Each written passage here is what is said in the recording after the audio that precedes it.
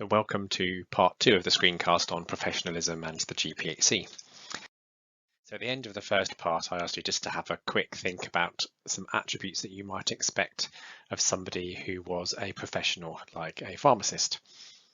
So hopefully you've come up with a few things. I've got some examples that I came up with, so I'll just go through some of those. So even things as basic as being punctual can affect how people perceive you. So if you're often turning up late to work, then that can have an adverse impact on how people perceive you. It's really important in a pharmacist, particularly if you're somebody, if you're the only pharmacist in a particular store, then actually if you're not there, then the store can't open. So you might sort of think, oh, well, I'm only a few minutes late, but actually you could have patients there waiting to get their medicines. So punctuality is really important, and it's something that we're quite keen on when we see when students are coming into their sessions, so don't be late.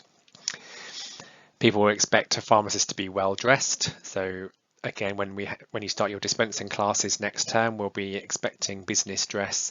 So it's all part of being a professional. We expect people to be polite and respectful. So that might be, even if you might have different opinions compared with somebody else, and that might be in discussions in class, or it might be out when you're out in the workplace. But it's really important that you're respectful to other people. It's obviously important that you're honest, because you're going to be looking after medicines that can cause harm if they're not used in the right way or if they're misused. So being honest in the way that you're working is very important, particularly if you find that you make a mistake, being honest about that as well. Being empathetic, so trying to put yourself in the other person's shoes. So you'll come across patients who are going through some difficult times in life, and it's important that you're able to be empathetic with them and try to understand what they're going through. It's important that you're reliable. That kind of links in with the punctuality. You should always be aiming for high standards. So as a pharmacist, you need to always be doing the best that you can possibly do. As soon as you start to lower your standards, then you start to put patients' health at risk and safety at risk. You should be ethical in the way that you work, and you'll learn more about ethics as you go through this year and obviously later through your program. But really, it's kind of dealing with things that aren't black and white. We're trying to often deal with complex situations where there isn't a clear right or a wrong way, or there might be times where there's something that's in the best interest of the patient but is actually not in line with what the law might say. So you're trying to balance all those different things, and that's something that you'll learn about as you go through the program. Kind of linking in with that a little bit is being accountable. So being accountable and responsible. So when you make a decision, when you take an action, you're taking responsibility, you're being accountable for your actions. Confidentiality is really important. So you will know things about patients that other people don't know, and that they might not, and the patient may not want other people to know. So you have to be really mindful of confidentiality all the time. You may also know things about a patient that they don't themselves know. So, for example, you may know of a particular diagnosis that has been made and they haven't yet been told. So you have to be really careful with the information that you're party to. Being sensitive, that kind of links back in with the empathy, being empathetic. So thinking about what your patient is experiencing. Being non-judgmental, so you may not agree with a particular person or patient's way of life, but you need to be non-judgmental in your approach. And finally, being a team player. So sometimes you can see pharmacists out in the workplace who think that they're better than other people and maybe better than other members of the pharmacy team, but actually the way that the pharmacy works best is if everybody plays to their strengths and makes the best of each other. So it's really important that you're a team player, and you'll do lots of group work as you go through your M-Pharm to help you to develop these skills, but this will be really important to you later in life. So those are just a few things that I came up with, and you may well have come up with some other ones, but there are lots of different attributes that people will expect to see in a pharmacist, and you need to be trying to maintain those at all times, and we would expect you as pharmacy students to be maintaining that professional attitude at all times as well. I should add that this isn't just when you're at work, this is also when you're out and about as well. So when you're out socializing and things, all the standards for pharmacy professionals, all those expectations, they apply at all times. So we've thought about who is a professional. So again, thinking back to our dictionary definition, so a professional is a person who's engaged or qualified in a profession. And we've already defined what a profession is. So then if we think more specifically about pharmacy and pharmacy professionalism, so pharmacy professionalism, again, looking in the MEP, so the Medicines Ethics and Practice Guide by the Royal Pharmaceutical Society, is a set of values, behaviours and relationships that underpin the trust that the public has in pharmacists.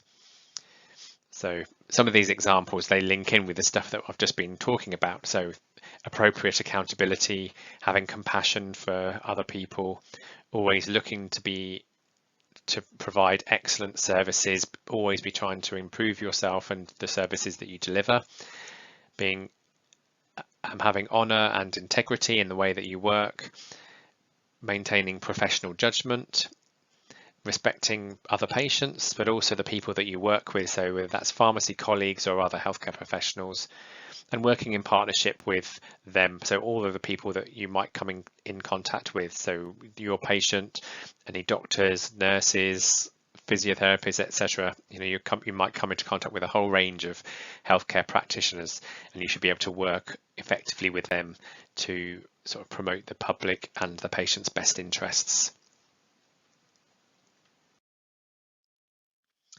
So if you don't do that, so if we're not following those attributes of a professional, then we may be considered not to be fit to practice. So we'll just look a little bit at that at the moment, and hopefully again you'll have already heard this term in some of the Welcome Week talks. So when are we fit to practice? So we're considered to be fit to practice when we are able to demonstrate that we have the right skills, we have the right knowledge, the right character, and also that our health is good enough that we can work safely and effectively. So we can do a good job and we can work in a safe way. From a GPhC point of view, fitness to practice represents our suitability to be on the register without having any restrictions to our practice, so to the way that we work.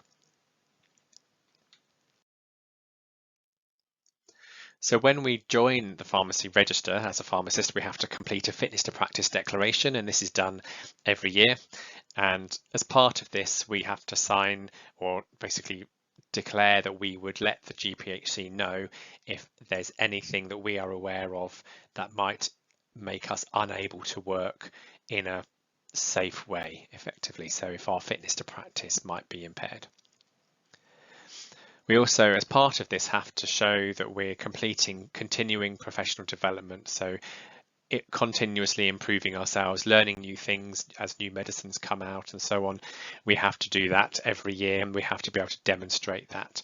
So that's part of this revalidation that we have to carry out every year for the GPhC. And you'll learn more about this later in the term, and we'll be getting you to carry out continuing professional development as you go through your degree, so that when you come to be a pharmacist, you're already used to it. So obviously there can be some times when a particular person's fitness to practice is impaired, and that might be through misconduct, it may be through lack of competence, so not having the knowledge or the skills to be able to work in a safe way. It might be through ill health, or it might be through convictions or criminal offences. So if anything happens that might affect our fitness to practice, we have to inform the GPhC within 7 days. So if our status changes, so for example, if we get a conviction or our health changes enough to have an impact on our ability to work safely, we have to tell the GPhC within 7 days.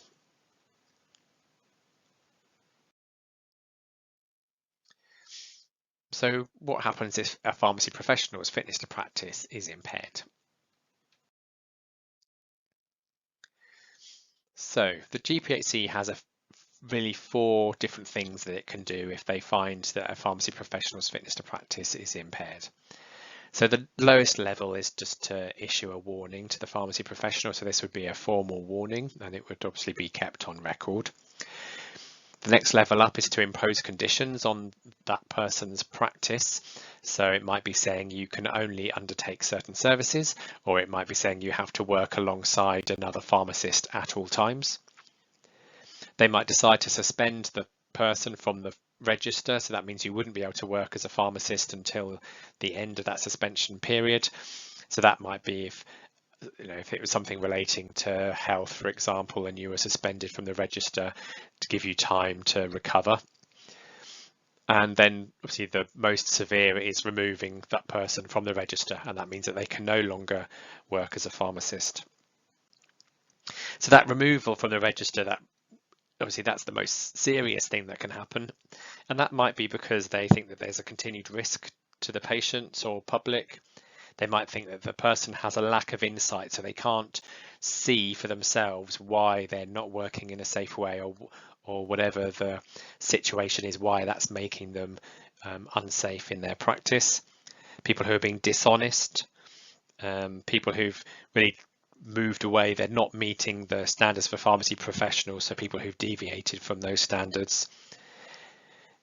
Things around some of the high risk medicines, so particularly controlled drugs. So if a pharmacist was to be found to be supplying controlled drugs, for example, that's obviously going to be very severe. But it can also include things like discrimination. So if you're being discriminatory against somebody else because of their race or whatever, again, that could be considered severe enough to warrant removal from the register. But is everything always clear cut? So let's just have a quick look at an example. This is a non-pharmacy one, just to give you sort of an introduction. So if we think about a person who's found speeding in a residential area and they get caught, they're doing 90 miles an hour and the maximum speed limit is 30. So the person gets stopped by the police, they get pulled over. What do you think should happen? So think to yourself, would you think, okay, that's fine? Would you give them a caution, or would you revoke their license? So if you think about those different levels, that's really the kind of approach that you're thinking about when you're thinking about fitness to practice. However, we then find out that the person who's speeding, their father is in the passenger seat and he's having a heart attack, and the person is trying to get to a hospital. So would that change the outcome? So it's thinking about, you need to know more about the situation. You need to have the evidence of what is going on and try to see things from different sides to work out what is going on with this particular person. So if we think about a real fitness to practice case, so this is from a few years ago now, but it does kind of illustrate the concept quite well. So we'll introduce you to Mr. H, who's a pharmacist, and he was convicted of supplying the morning after pill, so the contraceptive, and he was selling it to a man, and it was somebody that he knew. So he was convicted of doing that. He shouldn't have been doing it. It was without a prescription at the time when contraceptive pills were only available on the prescription. And he said, "I'll never do such a thing again. Until the day I die, I will never forget what I did." So think to yourself, if you were the GPhC, what would you do? Would you give him a reprimand, give him a warning? Would you give him a suspension, or would you strike him off the register?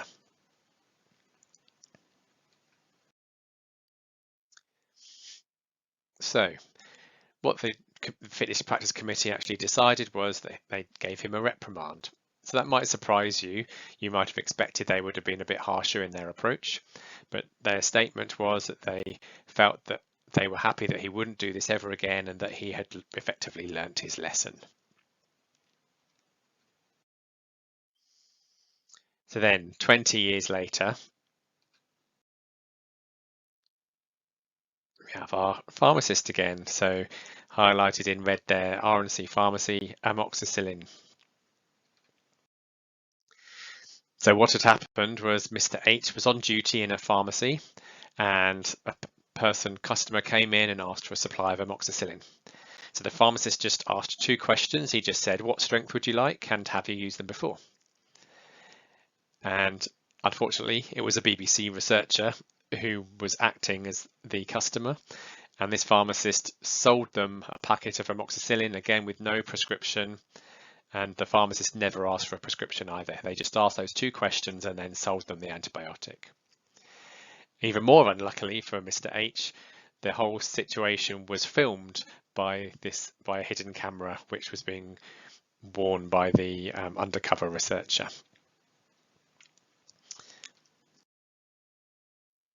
So, does a case exist in relation to Mr. H's fitness to practice? So the things that the GPhC would be thinking about: number 1, does this pharmacist present an actual or potential risk to the patient or public safety? Well, probably yes, because he's selling medicines without a prescription. Does it undermine the confidence in the pharmacy profession, or is it likely to? Well, it obviously came out in the news, so seeing pharmacists selling medicines without prescriptions and so on, then that's going to affect the way that the public might view the profession of pharmacy as a whole. Has there been a serious or a persistent failure to meet the standards for pharmacy professionals? This is obviously the 2nd time that he's been sort of caught out doing things he shouldn't be doing. Does the situation show that the integrity of the registrant can no longer be relied upon? And lastly, is it in the public's interest to refer him? So things that the GPhC would also, or the Fitness to Practice Committee would also take into account. So they'll look at the person's behaviour and the way that they've acted and think about, have they been open and honest when they've been caught? Have they been open with the committee, for example? Were the actions that the pharmacist or pharmacy technician undertook, were they reckless? Had they done things on, had they acted badly on purpose? Was it intentional? Has it been a recurrent issue? Is there any sign that they've learnt or any evidence that they've learnt from the incident? Have any remedial actions been taken? So has anything been done to address the issue? So that might be the person has engaged in some training if maybe their knowledge or their skills weren't up to scratch, or have they changed their practice? And they'll also look at any other previous investigations or previous advice that's been given or any previous warnings. So obviously Mr. H had that previous investigation. So if we think back to Mr. H, was his fitness to practice impaired? Well, yes, the GPhC Fitness to Practice Committee decided that it was. So he'd obviously been before the Fitness to Practice Committee before. So here he is again. So what do we think the outcome should be this time round? So again, if you were on the Fitness to Practice Committee, think about what would you do? Would you give a reprimand? Would you suspend him? Or would you strike him off?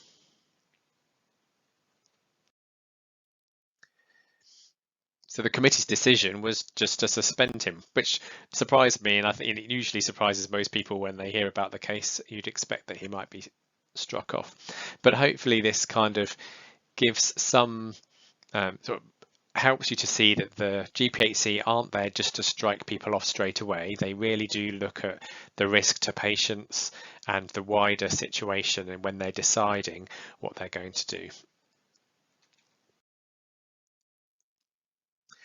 Just as a kind of aside, there has been a case where the GPhC took itself to court because it was unhappy with the ruling that had been made after the Fitness to Practice Committee had listened to a particular case. So the GPhC took itself to the High Court, and then the case was heard in the High Court, and they overruled the GPhC. So the GPhC had originally not removed this pharmacist from the register. So the Fitness to Practice Committee, the wider GPhC, weren't really happy with that. So they went to the High Court, and the High Court judge overruled that and removed the pharmacist from the register.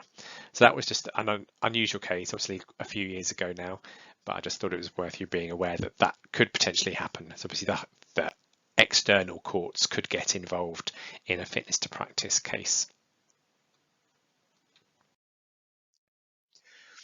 Okay, so I just wanted to, just to finish off this screencast, just to make you aware of the Royal Pharmaceutical Society. So as I mentioned earlier, this is the dedicated professional body, so the body that represents us as a profession, and they represent pharmacists in England, Wales and Scotland. So they're there to promote the profession, to try to encourage people to use their pharmacist and visit their community pharmacies, for example. They produce practice guidance, so that might be guidance on things to think about when selling a particular over-the-counter medicine, or they've produced guidelines for hospital pharmacy practice, which can be used by the chief pharmacists, so the pharmacists in charge of hospital pharmacy departments in designing their services. They can provide support, so they can help with continuing professional development, for example. They provide networking, so they have these local practice forums, which before the lockdown would sometimes organise like little training sessions and talks and things for local pharmacists. And I've mentioned the Medicines Ethics and Practice Guide, so the RPS is responsible for publishing that. So the Medicines Ethics and Practice Guide is a really useful guide, and you can access that if you joined the RPS. Has lots of information, and then it's in quite a easy to understand format, so it's useful when you come to having to revise for exams, and particularly when it comes to things like dispensing exams, which you'll have in your third year. So I would really encourage you to sign up to the RPS. You may have had this recommended to you already, but if you haven't, I would really recommend that you do it. There's a document in this lecture folder on Blackboard, which just takes you through the steps of how to do it. It's free for pharmacy students, so you might as well make use of it. And then that gives you access to their all the different resources that they produce. So I'd really recommend that you join the RPS, so that then you can access the MEP and the other resources. Okay, so that's brought us to the end of the two screencasts. So just to reflect back over the learning outcomes that we've covered in the talk. So firstly, we've looked at the terms, the sort of definitions of profession, professional and pharmacy professionalism. We've looked a bit about the attributes and behaviours that are expected of a pharmacist and other healthcare professionals. We've looked at the functions of the GPhC and how it works to make sure that patients and the public are safe, and also briefly mentioned the role of the pharmacy professional bodies, so the RPS, obviously the Royal Pharmaceutical Society, and the APT UK, which is the pharmacy technicians version of the RPS, so the Association of Pharmacy Technicians UK, which carries out a similar role to the RPS.